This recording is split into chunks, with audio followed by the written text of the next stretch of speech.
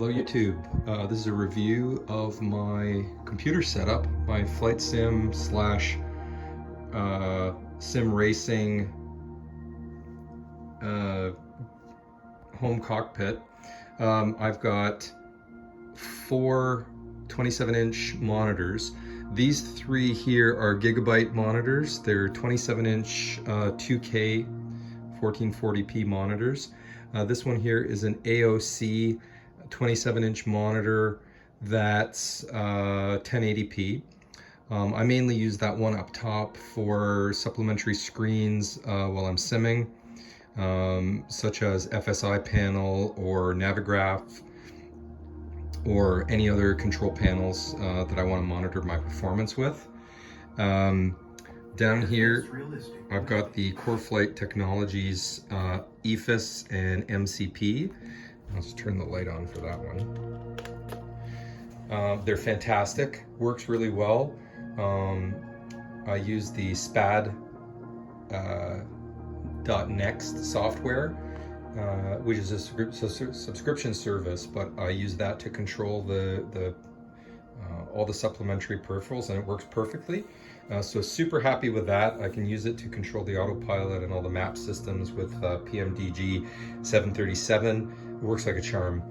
Over here, I've got the Vrinsight 737 overhead panel, which is amazing. It works really well. Super happy with it. The switches on it are all very tactile quality. I had to wait a while for it to come from Korea. But again, it works perfectly using the online snippets available on SPAD.next, and highly recommend it. The only thing it doesn't have is backlighting. So none of these switches have lighting in behind that shows up. It's not right now in its lit up form. Once I load up Flight Simulator, I can do a light test and show you all the lights that happen on it. But I've purchased a clip-on light to go up top here that I'm going to kind of angle over, and it's got like an amber light on it that'll cast a nice glow on if I happen to be in a dark room. I had originally planned to mount it up here, but it was too far a reach from my cockpit chair. So I mounted it here on the side. It weighs about probably 5 to 10 pounds. It's fairly hefty, but I got an arm on Amazon here that works perfectly. It's articulating, you can move it up and down. It mounts on the corner of the desk. It's amazing, works really well. It's got a serial connector here.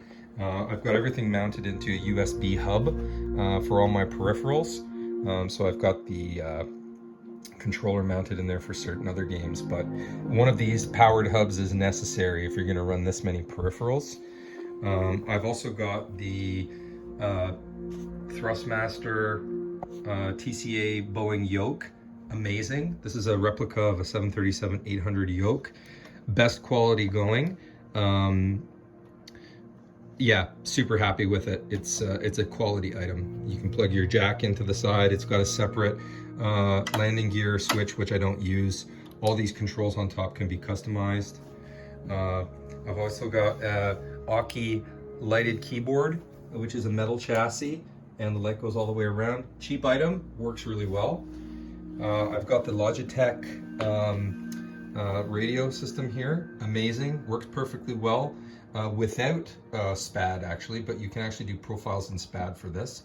I use it for my flight simulator for my COM1 and COM2, NAV1, NAV2, and my transponder code, which it's set for right here.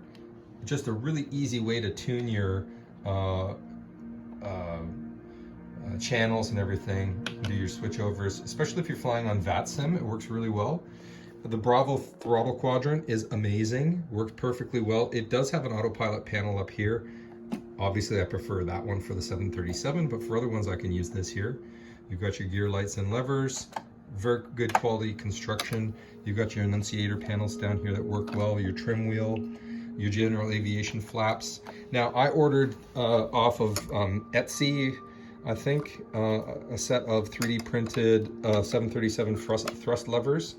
The toga buttons are supposed to be active, but I don't have it 100% configured right, but you can get the toga button and the throttle disconnect buttons working properly.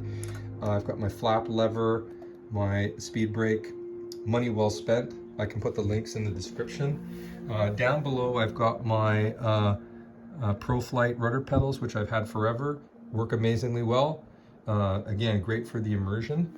The seat that I'm using is a Boeing Next Level Racing seat. Assemble yourself at home. It's sturdy, it's heavy, the chair reclines, it's super comfortable. It's got this seat belt. Obviously the chair doesn't move, but for realism purposes, it's amazing.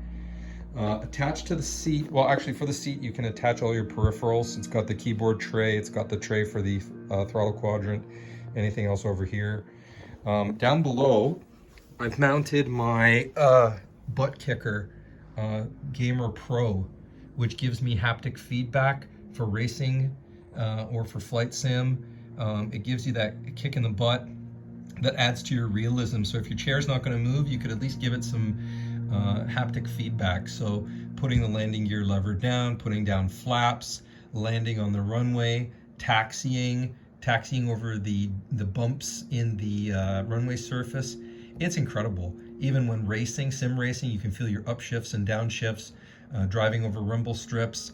It's not a cheap item, but it's highly recommended. And this chair actually comes with this pole that you can mount the product on. And if you look down there, that's the amplifier for it, and plugs in with a USB. Buttkicker's customer service is excellent. I've never had any problem getting support from them when I've needed it. I just had a few questions. Super amazing. Around the back of the monitors, I have Govee LED light strips, addressable LEDs, which go back there. They can either be set to custom scenes, you can do them so they respond to sound. It just gives your room that atmosphere that you need, and it's controlled with a little click of the panel here. The mount that I'm using is the SimLabs multi-monitor mount made of aluminum. Super robust, super sturdy. This is an optional piece that you can add on that basically allows you to mount an extra monitor. And it basically keeps all my monitors set up free from my desk. If the desk happens to move, the monitors don't, because they're mounted separately. And if you look down here, these are the legs for the monitor. One here, one over here. You can find it on sale from time to time, but even if you pay the full price, well worth it. I've seen it go on sale for about $700, $600 Canadian. Actually, no, $300 Canadian. I think I paid $700 Canadian for the legs. Oh, by the way, back to the CoreFlight Technologies. I ordered this mount here. It's a metal mount to hold the EFIS and the MCP, and that was available on CoreFlight Technologies website.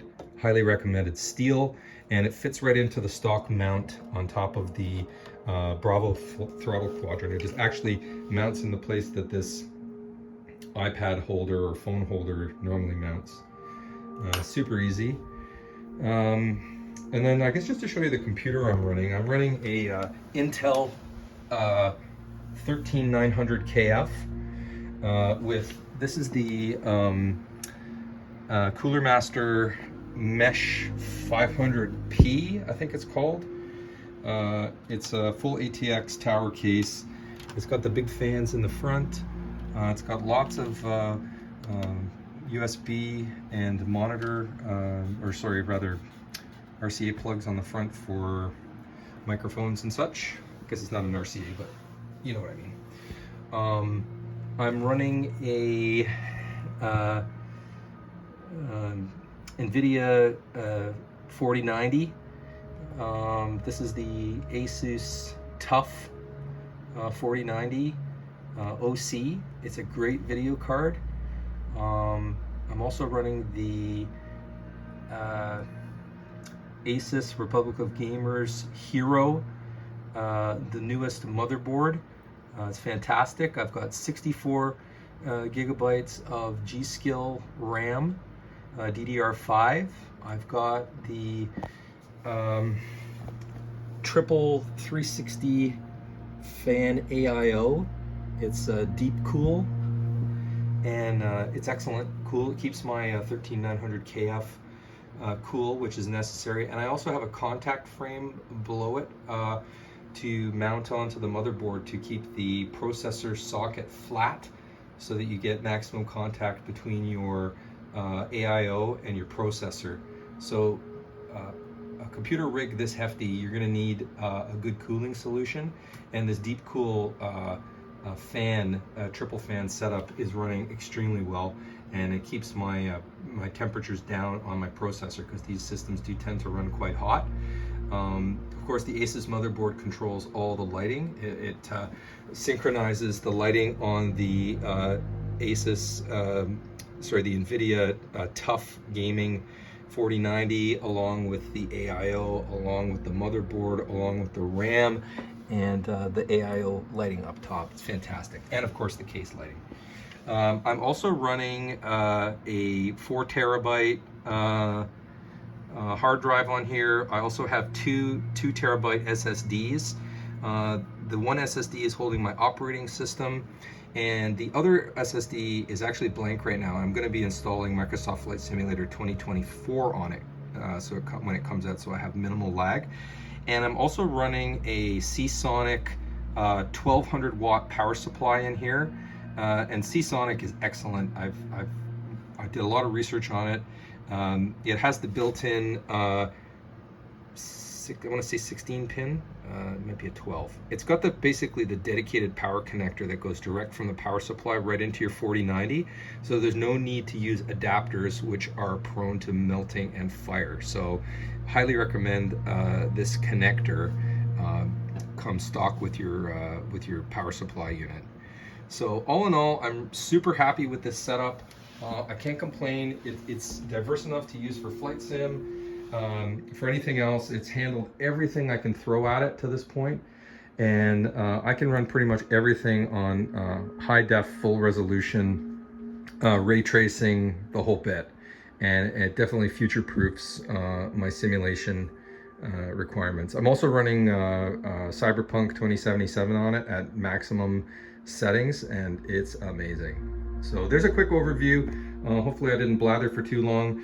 Any questions you guys might have, hit me up.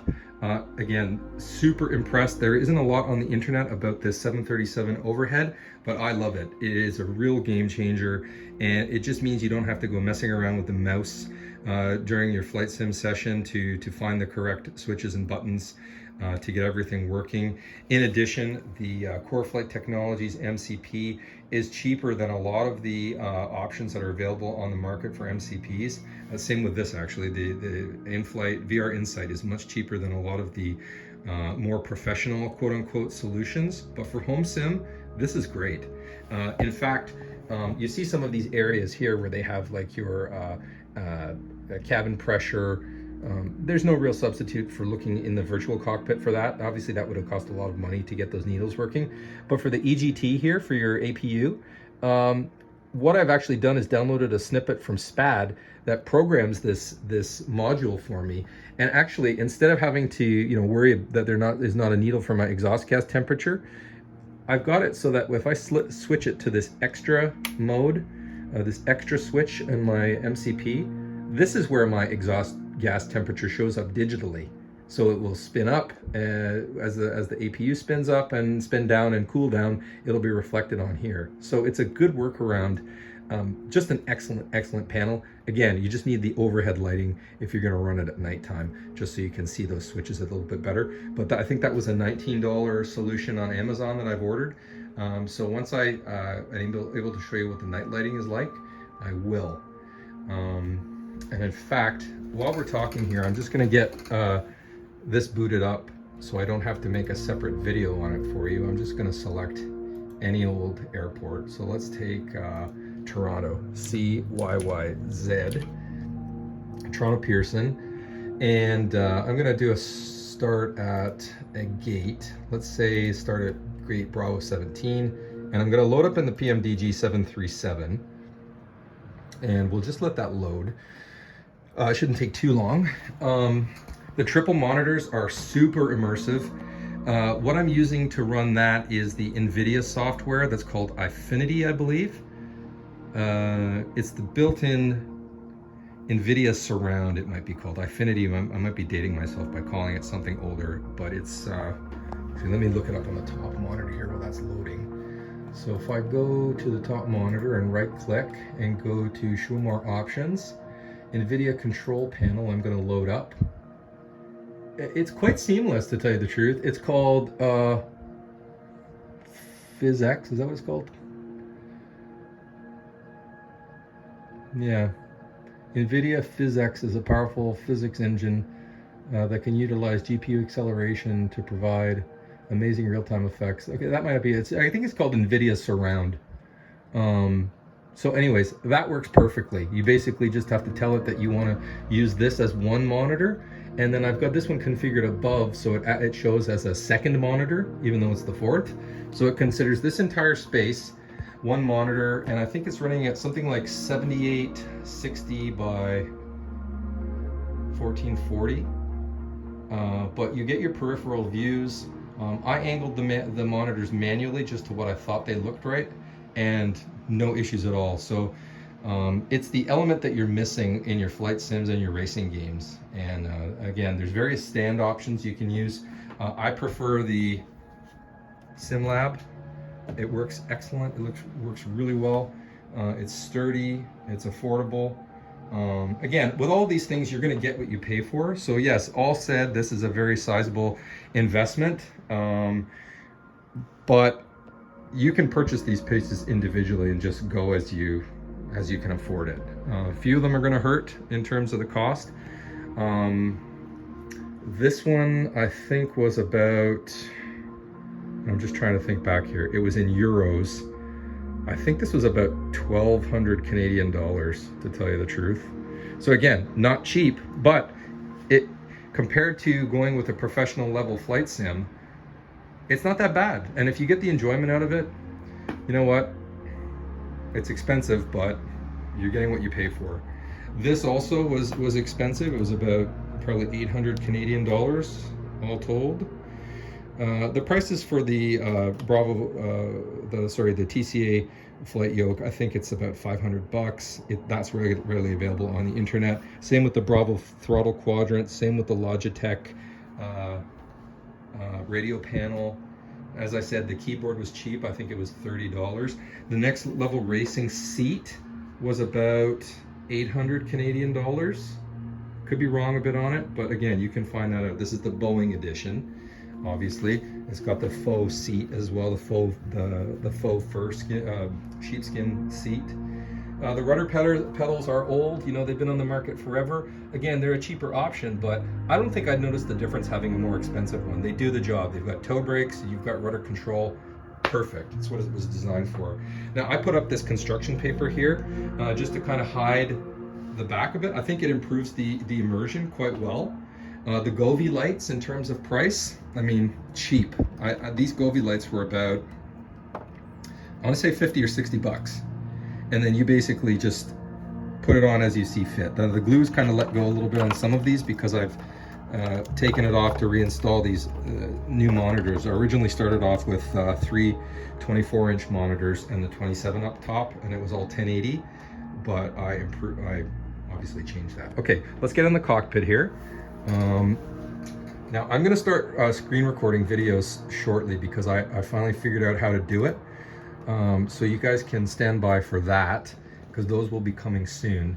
But I just wanted to upload this real quick to show you how detailed this is and what my setup is like. Okay, so if you look to the left. Now I also have, which I haven't shown you yet, up top here is the Track IR. Track IR is amazing, and I'm going to put it on for you right now just to give you a bit of a demo. So this is the hat I'm wearing right now. It's a filthy hat. I'm sorry, it's not filthy, it's just sweat stained and they haven't come out, but I only wear it inside and it's only for this purpose. So you mount this infrared reflective device to your hat. It's just a piece of metal with these little IR reflectors. And then that allows the head tracker up top to be able to tell where your head is in space. So I'm going to activate it here, okay? And then you'll see on the screen, you can see that it sees where my head is, okay? Now you can recenter it as you need be, but here we go. So we're in the cockpit now. I'm gonna tilt my head to the side. I'm gonna zoom in, I'm gonna zoom out, I'm gonna look to the left, I'm gonna look to the right. It is a must. So if you guys are running Flight Sim, if you're running a racing game, I honestly think it's a must. Even when you're running a multi-monitor setup like this, I think this is the best sort of combination you can get without using VR. VR for me, I can't get over the lack of detail, the lack of resolution, wearing this thing on your head all the time. For me, it's not something I'm super interested in. Now, someday I may try it and be blown away with it, but I do have PSVR for my PS4, and it's immersive and it's cool and everything, but it's nothing like this. Now, I'm gonna move my chair in a bit because this chair can sort of move forward and back. Okay, now I've got my feet up on the rudder pedals here. Now I'm gonna put on the light test. So if I zoom in here and I go to light test, now you can also disable the track IR if you need to. So I've hit F9 right now and it's not gonna move regardless of where I move my head. And I find when I'm using the the head tracker, I end up using these presets quite a bit. So you can set up your macros here. So if I'm using preset views, if I want to see my MCDU, I click that one. If I want to see my radio stack, I click that one. If I want to see my throttles, I click that one. If I want to see my overhead, it's normally oriented like this. So, all right, so there's the overhead. It's fully lit up in the virtual scene here. But if I look over to my right, you can see that every light is lit up on here as well, okay? And at this point, that we've spawned at the gate with our engines running, so you can see that we do have, again, in place of the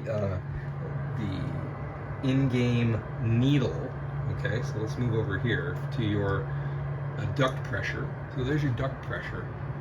So it's showing on the needle. Now, of course, we don't have a needle on this because it's expensive, but here it is digitally. So if you look on there, it's showing 19 PSI. Now, I don't know if that stands for 190. I don't see any multiplier on there, but 19 PSI, 17, 18, 19 PSI.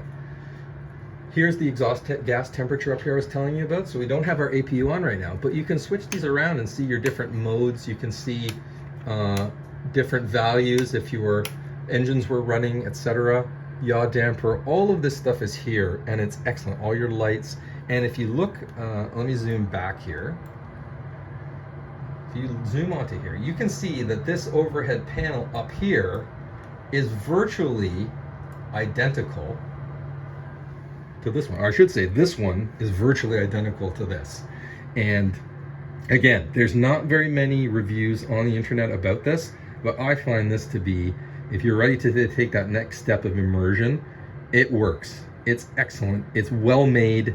And again, it's your next level. So you can tune in your landing altitudes, your flight altitudes. All the switches are very positive, high quality. It's a good item. I love it. And right now you can see, of course, the mode control panel is lit up because I turned on the light test.